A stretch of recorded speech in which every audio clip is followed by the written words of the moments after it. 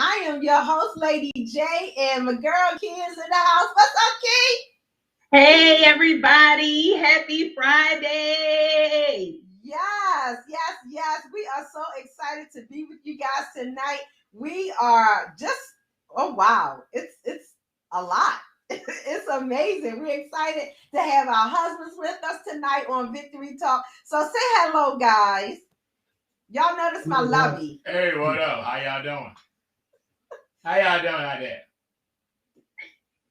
It just feels so good to be on the show. I finally get on the show. I'm the pastor. I just finally got on the show. Oh my gosh. Y'all know this is not true. So that's letting y'all know already tonight they are in cut up mode.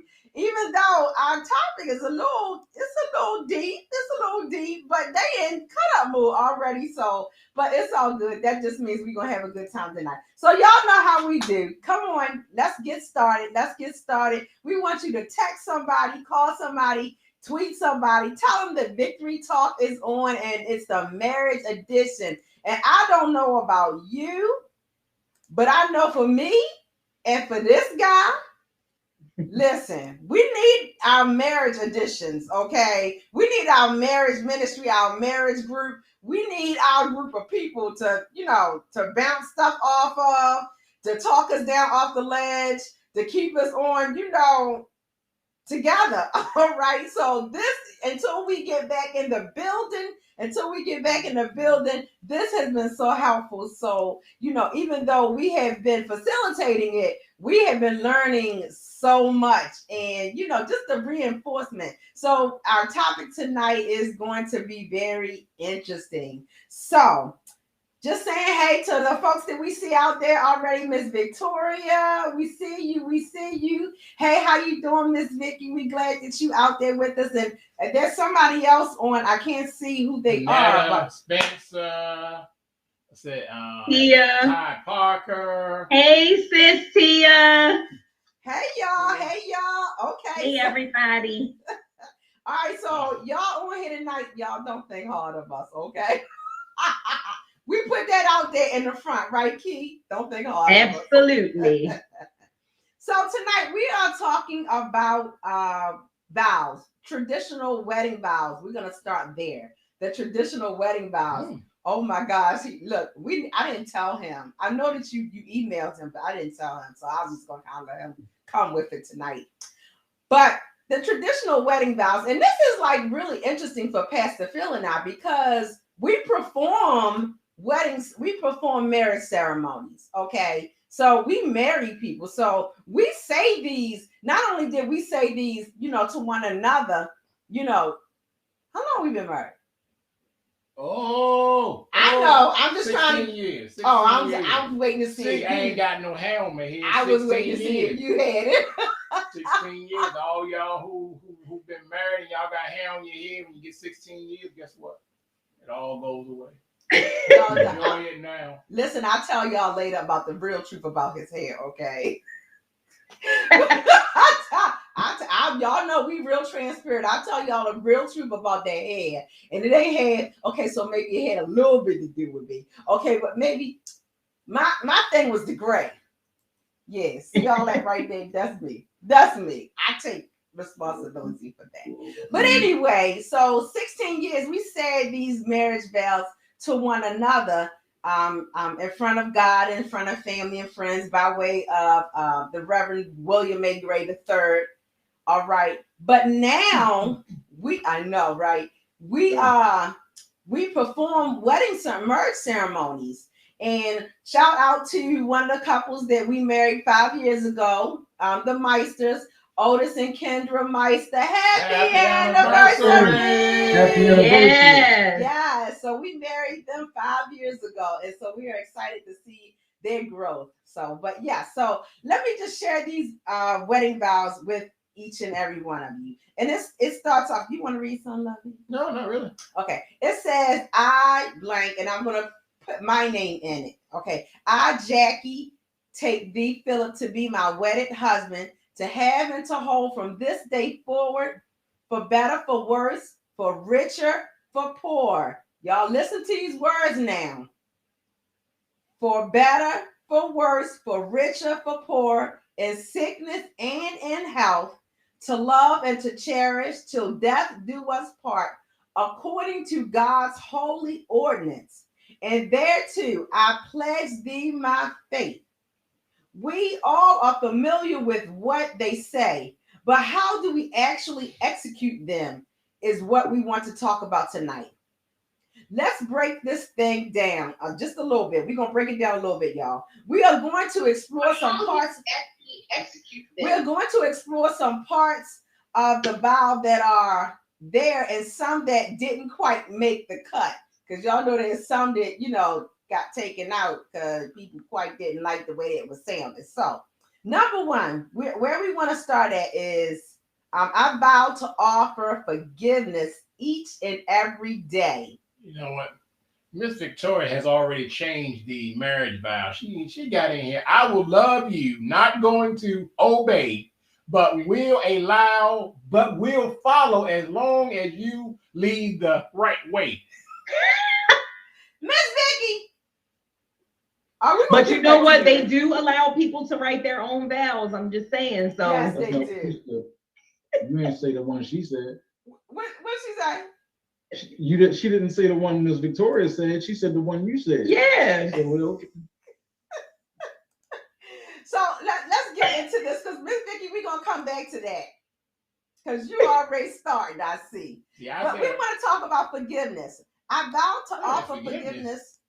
I vow to offer forgiveness each and every day. Colossians 3:13 says, bearing with one another, and if one has a complaint against another, forgiving each other as the Lord has forgiven you, so you also must forgive. So my question is, do you think this is an important practice to for forgiveness every day as it relates to your spouse? Do you think that it's important to practice forgiveness? Because we all slip up. Philip slip off all the time, y'all. I'm trying to tell y'all. That was really something. We're gonna talk about forgiveness. We're gonna say he slip up all the time. Like you just walk on cotton. Baby, you said I know you. So to our audience, what do you think? Michon, I'm gonna toss that over there to you. What you think? I'm gonna be honest with you. It's kind of a question that's gonna get most of the men in trouble if they don't answer it the right way. But you know me, I don't hold my tongue for anybody. I really feel like I can't speak for all men.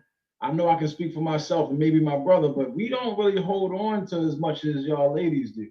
So some things that when you will look for forgiveness, I don't even be thinking about what am I forgiving? I forgot about it already. Y'all hold on to stuff. We don't hold on. Wait a minute. Yep. All right, now this is why. Okay, so this is not the way that we were intending for this to go. Okay, but y'all already know how we do. We can only be real. We can only be us. So, like Sister Lisa said on the prayer call, get your tissues ready because yeah, you're gonna be laughing. I thought she was gonna say get prepared just in case of some tears. No, you're gonna be laughing because these two is about to get themselves into trouble on question one. Digging the hole already. I think it's important to practice forgiveness every day as it relates to your spouse because not just not holding on to grudges, not going to bed angry and all of that kind of stuff, but when you hold on to things, we all know what the Bible says, we have to forgive others in order for us to be forgiven by God, number one. But number two, if we can forgive anybody else, you know what I mean? We can, people offend us on a daily basis. They hurt our feelings. They, make us cry, whatever. And we can move past that. We most certainly should be forgiving our spouse who is, I dare say more important than most other people that we come in contact with that may offend us. At the same time, though, your spouse or the person you call your husband or your wife, they probably can hurt you more than anybody else in the world. So it's like it's harder to forgive a person that's so close to you. But sometimes, like I said, you holding on to something, and I forgot we was arguing in the first place. I was trying to help you. You ain't gotta help me. No, I was trying to help you, and you brought it right back to it. That's exactly where Y'all see how I try to turn it around real quick, and here he go back. Y'all grudges, hold on to stuff.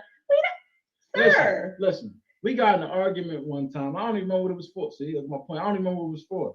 But we got in an argument one time, and she was like, "This the same thing you did when back." Hold up, let me get my book out. It's the same thing you did, such and such, such and such. And I'm like, dang, I forgot about that. Oh my God. Yeah, y'all hold on to Well, wait a minute, hold up. Key, for real.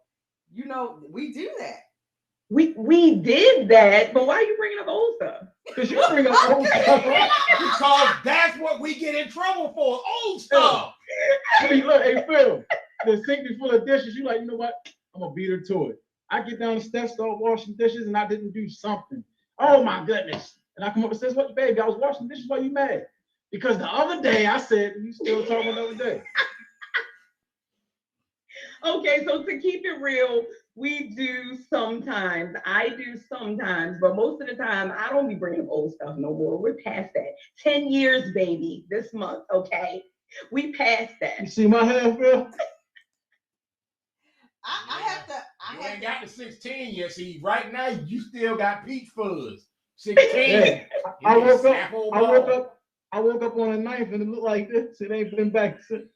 Tia Parker said, why do we hold on to old stuff?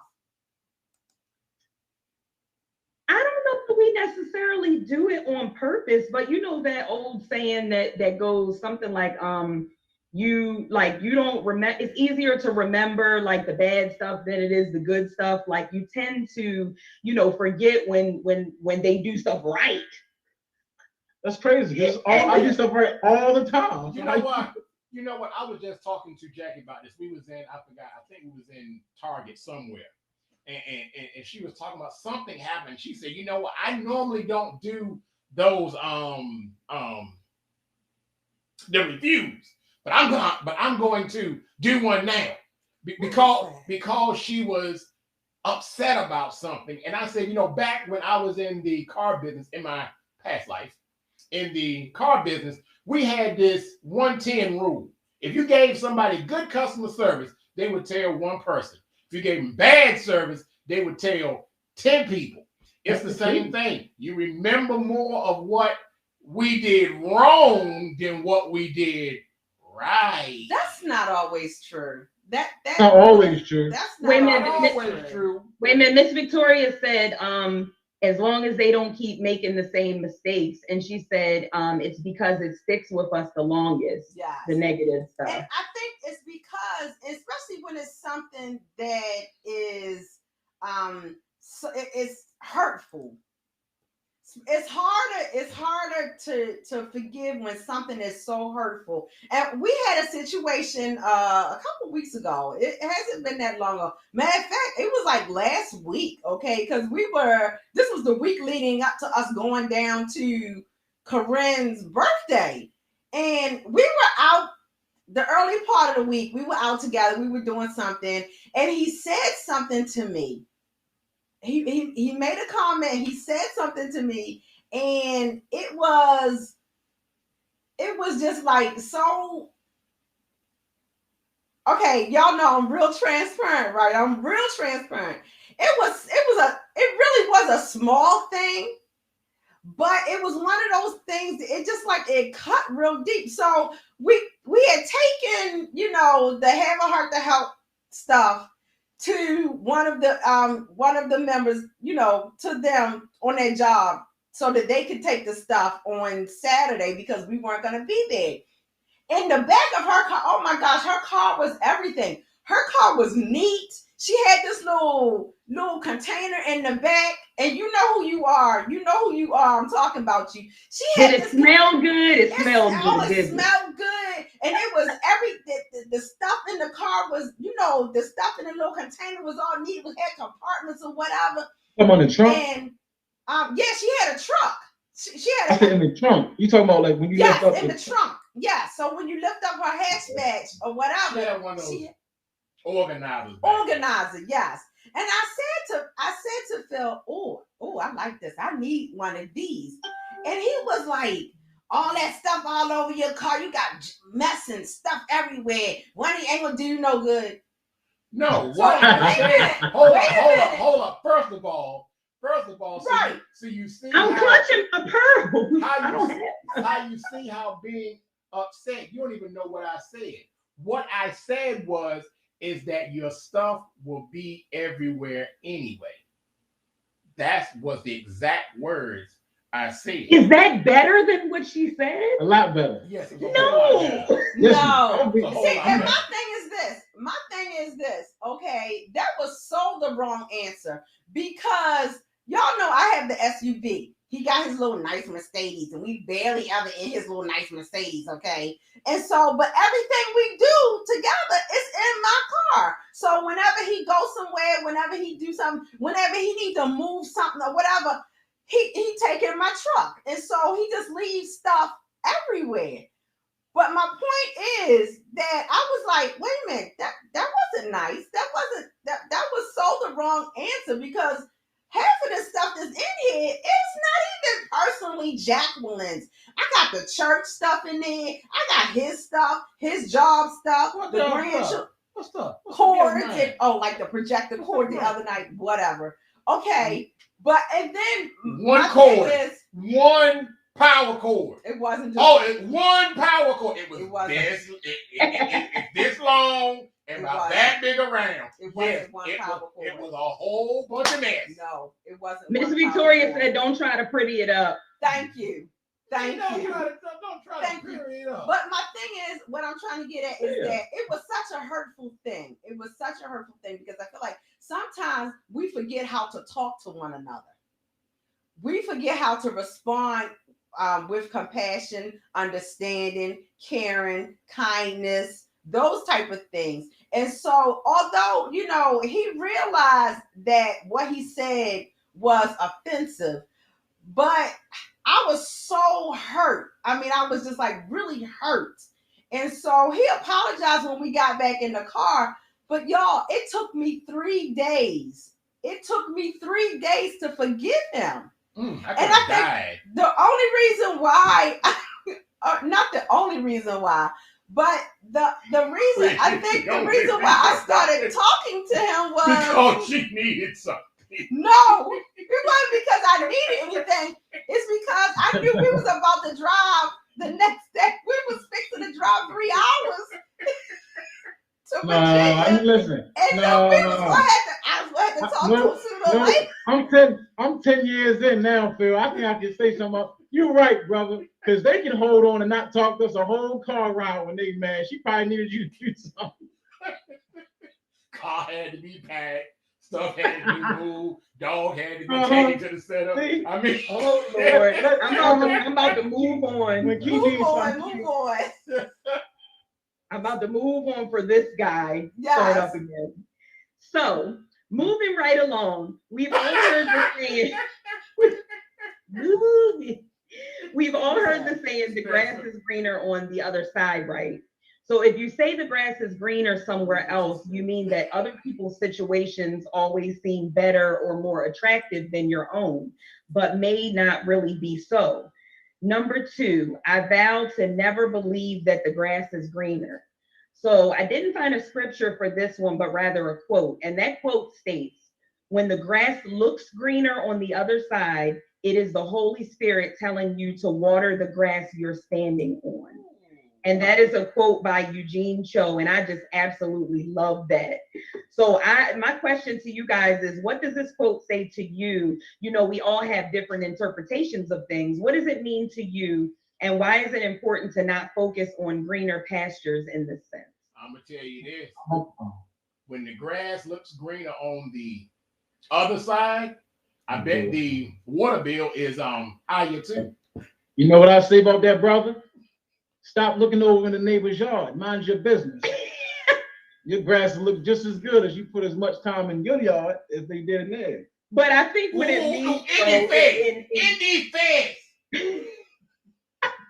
I think what it means though in, you know, relationships as it relates to marriage, you know how you know, or just us and people in general, we might tend to, you know, look at somebody else's situation, or you know what I'm saying, if your spouse gains weight, that this is not me. This is not me. This is not me, but I'm just putting it out there. If you say, you know, that your spouse, you know, gained weight or change their hair, you know, and you didn't like it, and then, you know, say you prefer green hair or something like that, and your spouse changes their hair to yellow, you might then, you know, see a young lady with yellow hair and be like, oh wow, you know, she, you know, whatever. So I think it's pertaining to that. Like, just because something looks good, you know, doesn't mean, and you got to keep focused, keep your eyes in your lane where they belong.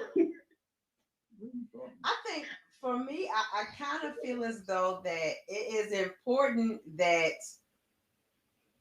we make sure that we are nurturing, watering, tending, repotting, okay, you know, taking care of our relationships, because it is really easy for, you know, things to get stale. It's really easy for things to, you know, come undone, for somebody to feel as though their needs are not being met. That's what I was trying to get to. When somebody feels as though that their needs are not being met, they may, not saying praise God, we haven't had that real issue, but they may feel as though, you know, oh, Susie Q, or I'm just talking to us, you know, Kiara, you know, me Sean got it going on over there. I mean, you must be taking really good care of brother. You cooking and look. He all trimmed up and he looking real good. But you know what? At the same time, not saying my love, he looking raggedy, because he don't never look raggedy. I take real good care of the brother, okay? But he could be looking raggedy and might need to shave, or you know, a little pony curry or whatever. Maybe it's because I'm not tending to him the way, you know, I used to, or the way that, you know what I'm saying? And absolutely. So we definitely need to, you know, make sure that we're not helping our spouses to be envious of what's going on in somebody else's backyard. We have to accept accountability for our actions, you know, for what we are doing or not doing. Yep. And Tia said the enemy uses the smallest things to try to get in and cause division. And we know that's right. That is the truth. And Miss Victoria about to get banned from the comments because I don't know what she's talking about. I'm not reading that. They use horse poo. Oh, manure. Help a father. Help a father. No, she used Tiger Balm. Y'all know how she do. Y'all know how she do. Yes. All right, now I hear you, Tia. I see you, girl. So let's move on to the next thought. Did you have any thought about that? No, I done been in trouble. You asked the question, Key. What was your thoughts on it? Oh, I chimed in. I think I just definitely, you know, it was basically, why is it not important to focus? And I feel like, you know, I try to stay in my lane, and I try to, you know, even, you know, outside of like related to the marriage, but just trying to follow scripture and not, you know, be envious, or not even like pay attention to what, you know, I want to see you win. I want to see you be great. I'm cheering you on, but I'm not like envious, or I'm not, you know, wanting what you have, or, you know, sitting over here on the sideline like, dang, I wish it was me that, you know what I'm saying? I feel like if we focus more on what's important, then we really won't even have time to notice somebody else's grass. So I said, mind your business. Mind your business. That's all. Just mind your business. But looking at it from a different angle, I want to, you know, kind of throw this out there. Sometimes it also could be cues. You know, there could be some things that, you know, we may be lacking in. You know, so it's I mean, I think it kind of depends on how you look at it. I know you laughing at Miss Victoria's comments. It depends on how you look at what's going on. But for the most part, I think it is very important stay in your own backyard, because your backyard was created just for you. Absolutely. Created just for you. And no other yard is going to fit you. You're not going to like nobody else. Listen. And I'm going to say this for all men out there. I don't hold my tongue. If you go over there and you get bit by a dog, you're staying over there. I don't care. Should have been over there in the first place. Okay. Since he's talking about dogs, let's go to the next thought.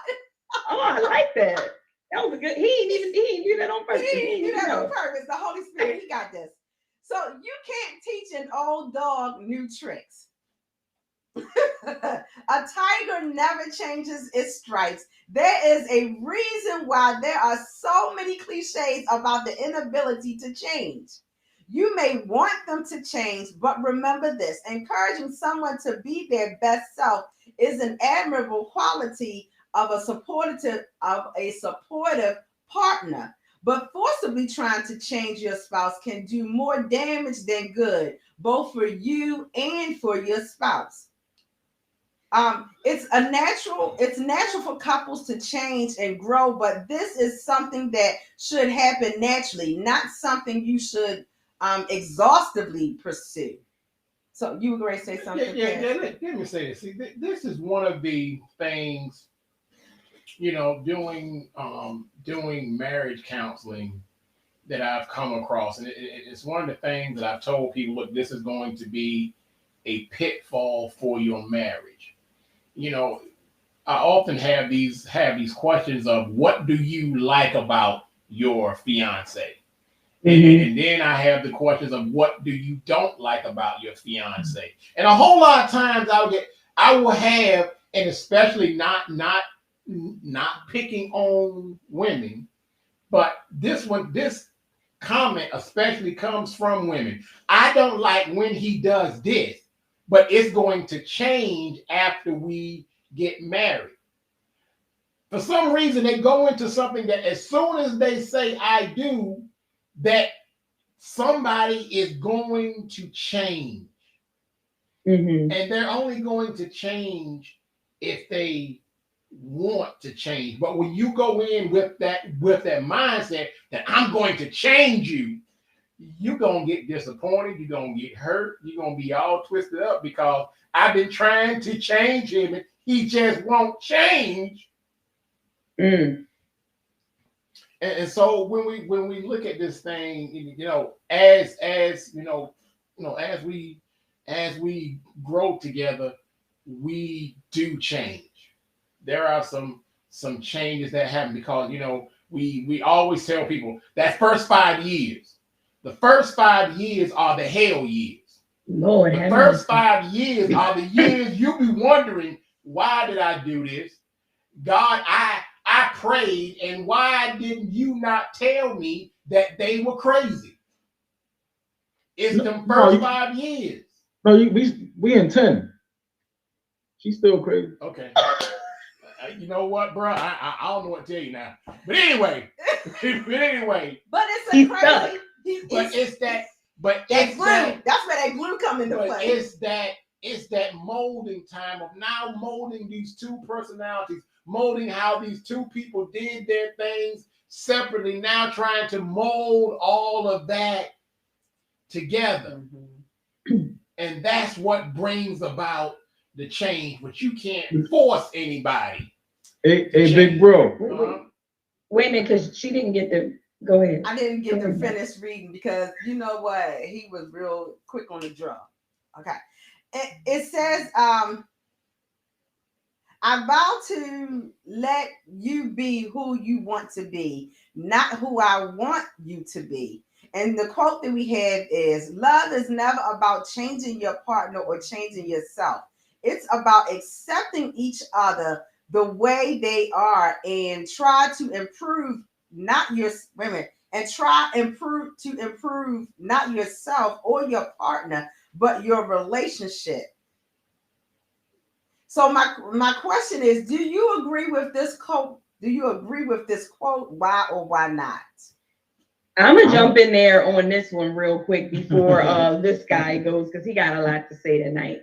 I think that, you know, when we go through couples counseling, you know, and that's why we didn't have the pleasure of going through with you guys. We went through with Pastor Gray.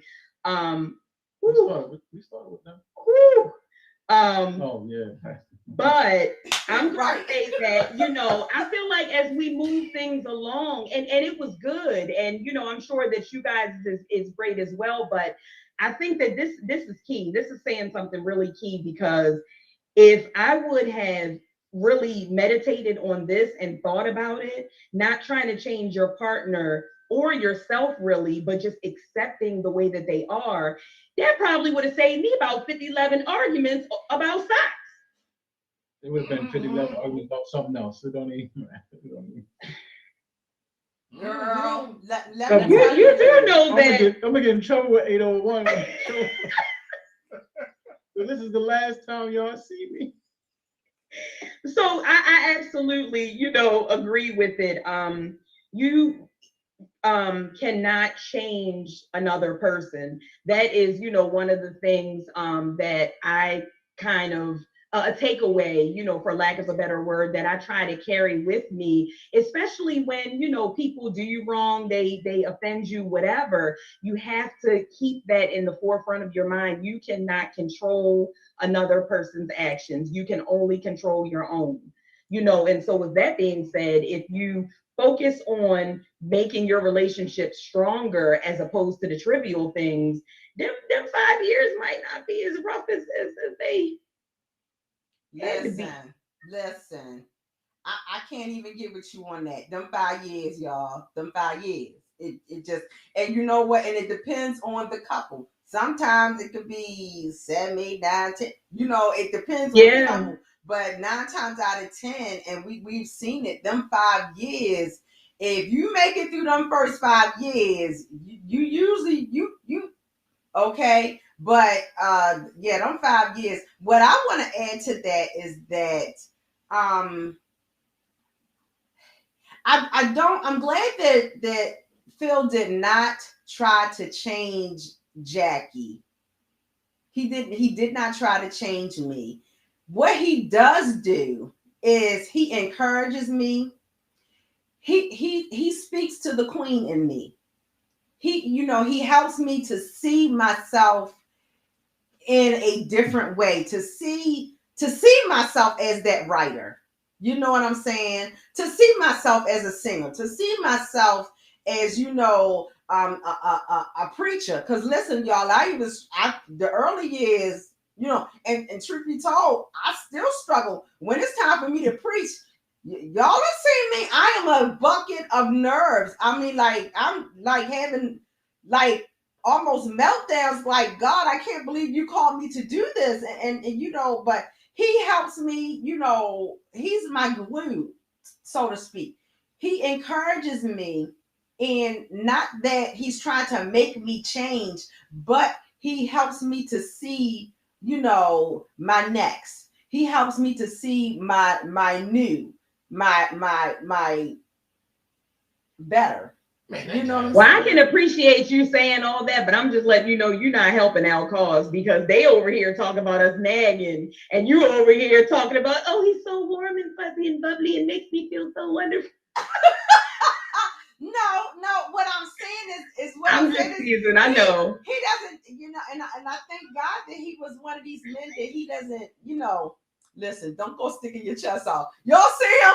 Y'all see me? Like, man, I'm that dude. I mean, but in all honesty, no, he wasn't like that. And I think that because both of us have been married multiple times, we learned some things in those past relationships, in those past marriages, that, you know, we learned some things from those past relationships and those past marriages that have helped us, and, you know, helped us to be better husband and wives to one another. So, all right, I'm sorry. I got to jump in here real quick because I don't want to miss any comments. James Spencer said she forgave him because she couldn't remember why she got mad in the first place. I was hoping y'all was going to go ahead and pass that one by, okay? Nope. And good evening, Sunshine. Hey, Pooh. Sunshine said, what is a good example of a woman trying to change a man? What is a good example of a woman trying to change a man? You know what? What? Y'all got one? Go ahead. I was going to say. So, listen, for real though. If you just want him to pick up his socks. No. I want to go deeper than that. If you meet a guy, okay, and this guy, he don't, let's say he's a trash man, okay?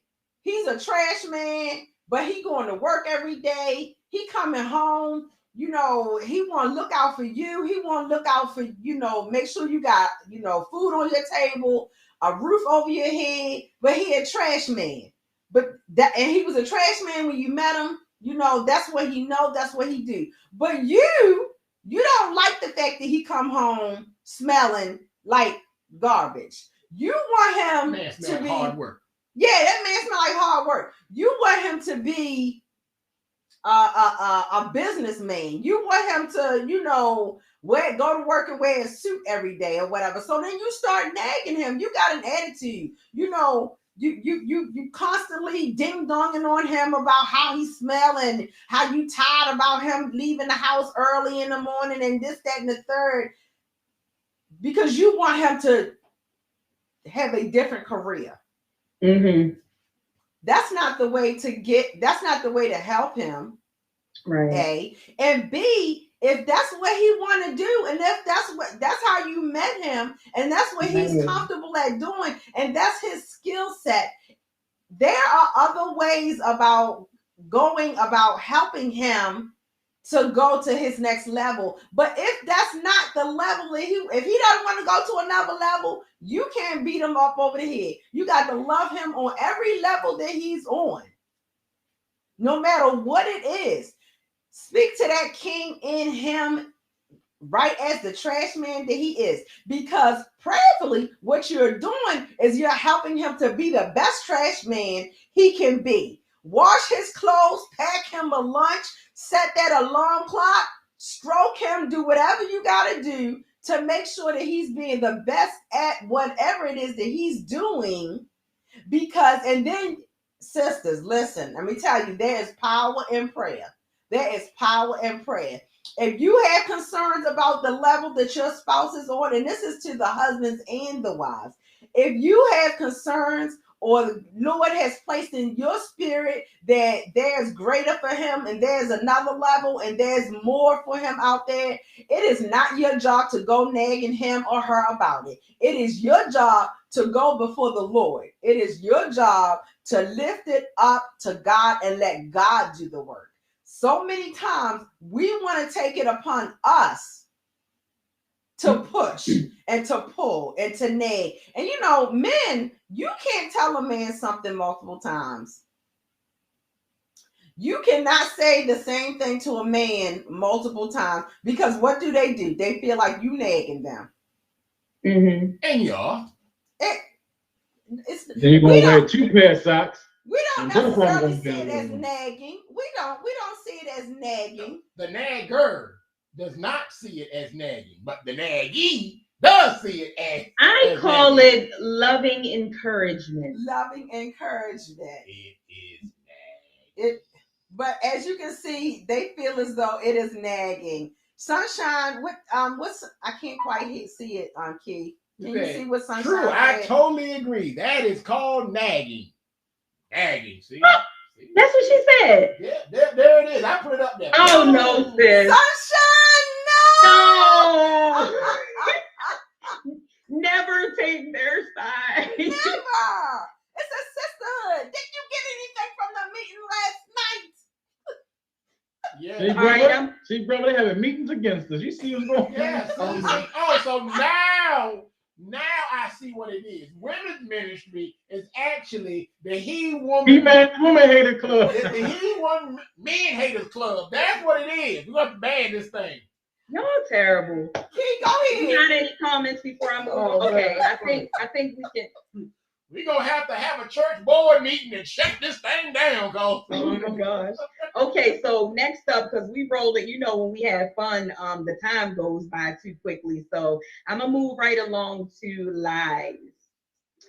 So lies are culprits of painful marriages. We spend our entire lives with this person. Outside circumstances have come and will come that threaten the marriage. Life happens. While outside forces are not in our control, choosing honesty so that we have open communication in our marriage is. How can we be a team if we are not on the same page? How can we strategize our next best move if all the cards aren't on the table? In order to work together, we have to be real with one another. This way we can embrace each other, link arms, and face life as one. So number 6 is, I vow to be courageously honest, even when the truth is hard. The next quote states, a good marriage, I'm gonna let you go first, Daisy. A good marriage takes effort, and honesty is a definite prerequisite. A good marriage takes effort, and honesty is a definite prerequisite. And that is by Julie Garwood. So question 6 is, how hard is it to be completely honest with your spouse, especially with touchy subjects or ones that may be hurtful or offensive? What you got? What was the second part? How hard is it to be completely honest with your spouse, especially with subjects that might be hurtful or offensive? As you grow in your marriage and in your relationship, and as you become closer, and you're going to experience a lot of different things. I had a situation earlier in the year. You guys were both a part of this, and I told my wife a lie because I didn't want it to hurt her feelings and her feel like disappointed in me for the judgment that I made. At the same time, it kind of was more so about when she found out, she was more so hurt that I didn't come to her first instead of, just being honest and say, hey, this is what happened, such and such. So once again, fellas, I was wrong, but then it went to all the other times where she possibly would have thought about me telling the truth or telling a lie. See, there's situations that's going to occur in your marriage where someone's going to do something that you like, well, if you're going to lie now, then you probably were lying then, or will you lie again? So it's just better to be honest in the first place. That's when them receipts pop out that you was talking about earlier. But shouldn't even be no receipts. Shouldn't even be no receipts. But I'm just saying, you're completely, and just to piggyback off of what you're saying, it is the truth. And in that moment, you couldn't really understand because you're like, okay, we're talking about one thing. So how are you comparing it to, and now I'm just like a whole liar, but, realizing that, how people say a tiny lie or a white lie or whatever it is they want to call it. There's no such thing, and we try to sugarcoat it, butter it up, whatever it is. Back to the word again, a sin is a sin no matter, how big or small. And so with that being said, being truthful, I feel like is always the best thing to do. And yes, to answer the second part, even when it hurts, because I'd much rather hear it from you than from somebody else. I'm going to receive it better. It might sting and I might be like, oh, dang. But if it's like, you're concerned about like my weight or something like that, that might be hurtful to me to hear because I'm going to be like, oh, he thinks I'm fat. But at the same time, you're concerned for health reasons. You know what I'm saying? And your voicing that concern could be the thing to make me start to work at it. You know what I mean? No, so hey, listen, fellas, there ain't no way. I'm not saying. Say. Y'all, please don't tell your spouse they're fat. And he never did that. But I'm just saying, I was just using that as an example. Don't do that one, brother. Hey, baby, for health reasons, I think you should lose some weight. Don't do that. Don't do that. You'll be in trouble. And see, I have a different point of view on things like that. Although we don't share the same point of view on things like that, I feel as though that there's nothing that he can't tell me as long as he says it to me in the right way. What's the right way? I was about to say, my big sister that I love so much. I cry. I don't cry, and you know that. I don't cry too much. I cried in front of my big sister, all tears, snot and all. My big sister say perception is reality. Perception So is reality. with that being said, who's to say what is the right way? If I say, you know what, baby, there's been a long, line of, diabetes in your family. I really think it's time for you, start thinking about you losing some weight. And that is the right way. But to who? To you? But of course, you're all that matters. But to someone else, you say that, and all they heard was, "I'm fat." But what you mean? I need to lose some weight? You ain't that skinny yourself. So you gotta be careful and what you say. I agree with what you're saying. I agree. I agree. If you know your spouse, right, then you should know that's the the way. key right there. You should know the way. That's perfect. Yes. If you know your spouse. But do you really know your spouse? Miss Victoria said, "Call me fat, and we got a problem." You know what? Always tell guys this. There's a question that your wife may ask you, and whatever you do not answer this question. There is no right answer. You find a way to get away from it. And that question is, if she puts on something and says, "Do I look fat in this?" Do not answer that question. Yes or no, they are both wrong. Do not answer the question. Walk away. Run away. My thing is that I feel like if I put on something, and I generally don't have this issue, but there has been occasions through the 16 years of marriage that 16 years of marriage and then the year we were together beforehand. But I put on something and thought, oh yeah, this look all right. I'm going out. I'm cute. I'm good out. If it don't look right, don't let me go outside. No. Tell me. No, listen to the question. If she says, "How do I look in this?" you can answer that question.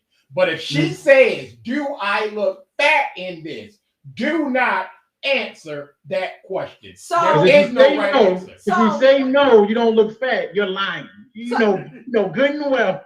So wait a minute. I mean, I do that to you all the time. I gotta ask this, and then we're gonna go to Tia's question, Tia's comment. So what you're saying is, if you look at her, if you look at me, and okay, so we're gonna say her. If you look at her and you see that she looking like a can of biscuits, great, pop out, one of them, one of them bodycon dresses or this, that, and the third. You just gonna let her. You just gonna be like, what you want to say? Here's the question: if she says, "Do I look fat in this?" she already has something in mind. If she asks, "How do I look in this?" that's open. But if she says, "Do I look fat in this?" she already has something in mind. And we're not gonna pick the right answer. Really and truly, she's looking for you to step on that landmine. Listen, there's been days where I've told my wife, "We're not trying to set you look great in that." Oh, really? I don't know. It's all right. Okay, so we're gonna buzz by this. We're gonna buzz by this because you trying to get me in trouble. You trying to set me up right now. So because we're gonna go ahead and buzz by this. Tia Parker said, "Yeah, I gotta get away from this one, y'all. I gotta get away from this one." What did Tia say? What Tia say? Go ahead. I think Tia Parker says, "I think you have to be familiar with the level of brokenness your spouse has across the board and deal with them from that place in wisdom." Girl, you are so right. And I have to. And I think that may be one of the reasons why Phil stands on, stands firmly on this topic. Because my first husband, listen, y'all, okay, I gained over 350 pounds. Okay, I was over 350 pounds after my last child. Okay, and so I gained a lot of weight through the years that him and I was married. But he was constantly, always on me about my weight. I'm not attractive. He, didn't find me sexy. Whatever it was, he was always, and he was mentally, emotionally, verbally abusive, and it all, was around from that. I mean, he would do things like hide food. he would do things like buy me exercise equipment, you know, and all kinds of crazy stuff. And so that brokenness, yes, that did a whole self-esteem issue to me. Praise God, the Lord has, you know, I declared deliverance from it. Okay. But it did do something to me. And I think when Phil came along, granted, I was no longer 350 pounds, thank you, Jesus. But when he came along, it was some things that he had to help love me back to me. You know what I'm saying? And so, yes, Tia, yes, that's a whole. Wait a minute. And real quick, hold on. Miss Victoria said her husband is so blunt, there is no right way. So I accept his comments and don't choke him out.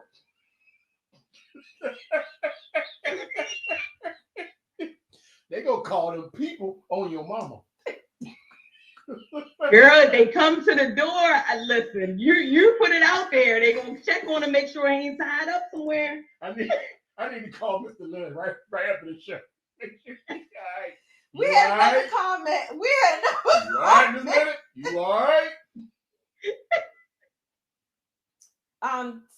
Sunshine says, see, that is not right at all. Yeah, it wasn't right. It wasn't right. But you know what? It was a journey and a road that I had to travel. And it was a testimony that God was giving me so that I could help somebody else. And it was, I'm thankful for that time period in my life because I feel as though it has helped me to be a better Jacqueline. So, yes. And also on top of that, you have now a husband who is going above and beyond, you know, to just to make up for it and you know, make you feel extra special. And so, you know, that's the funny thing about God is how, you know, it seems like sometimes the very thing that he puts you through, you wind up like being blessed so much greater later on in life with that very thing coming back around. So. Oh, give me chills. He good apples. He good apples. He good apples. Now you are. Oh my gosh, we're at the top of the hour already. Kid, we got one more good one in there.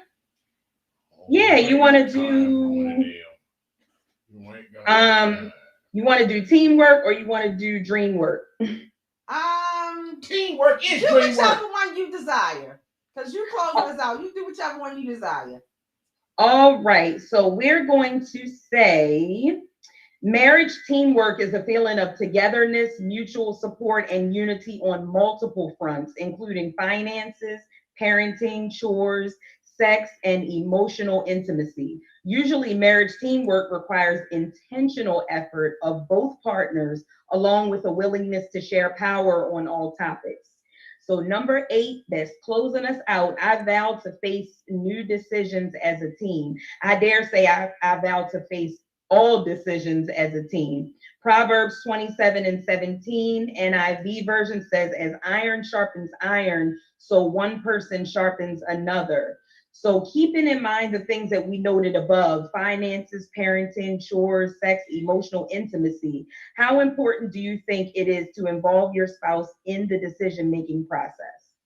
I don't know. I'm a man. I don't get no decisions. Hey, y'all know what I say. I can't. Listen. Y'all know what I say, you know. Really, sir? Y'all ask me on the show. I'm telling you. Talk about, people ask me, well, Pastor Phil, what about, I say, don't ask me. I'm just the pastor. Talk to the boss.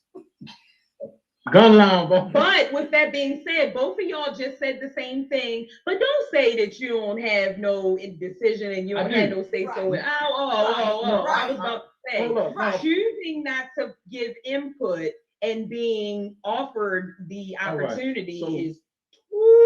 So listen, fellas, you got the red pill and the blue pill of the Matrix. So they're going to give you the red pill so you think that you have any say in the matter because the decision's already been made. How do you feel about this, baby? Or you know what? I think we should do this. Well, listen, I already did whatchamacallit. I was going to see what you were going to say.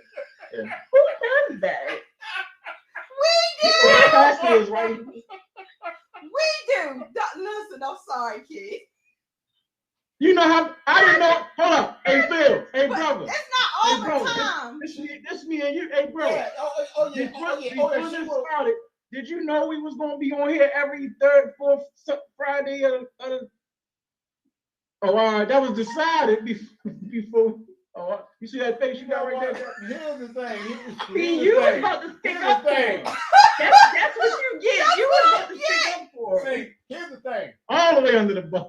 I used to have an uncle growing up, and when he asked a question, he already knew the answer.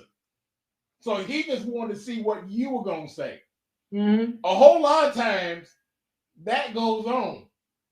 I know what I want to do. I know what we are gonna do. I'm gonna give you the opportunity, but it don't really mean nothing.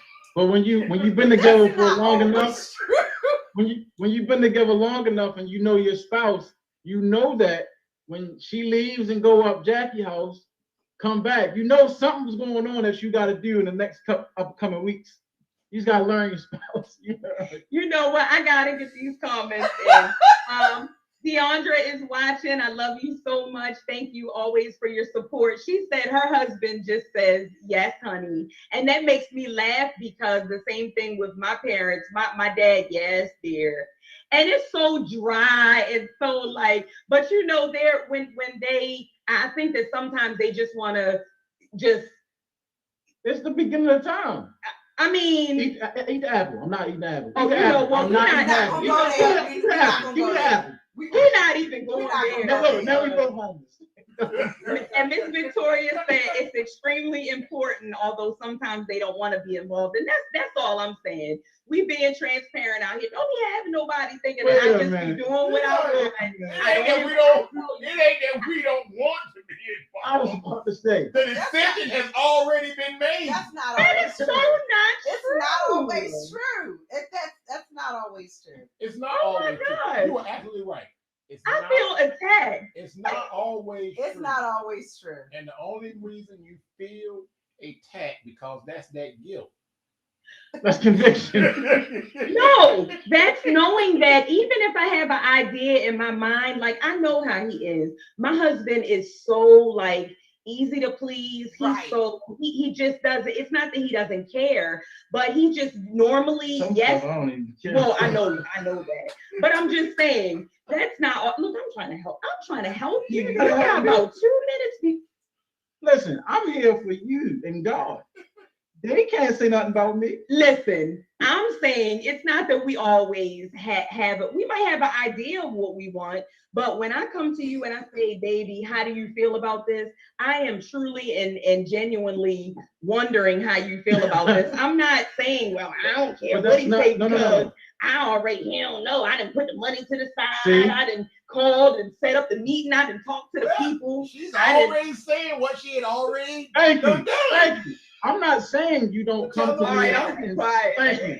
I'm not saying you don't come to us and ask us how we feel about things, but 9 out of 10 times your decision has already been made.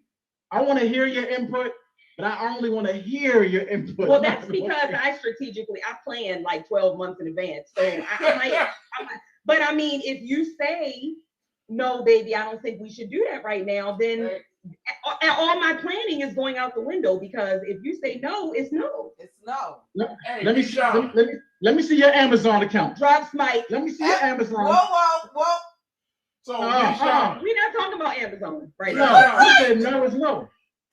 I say no, and I get a package on my step about this big.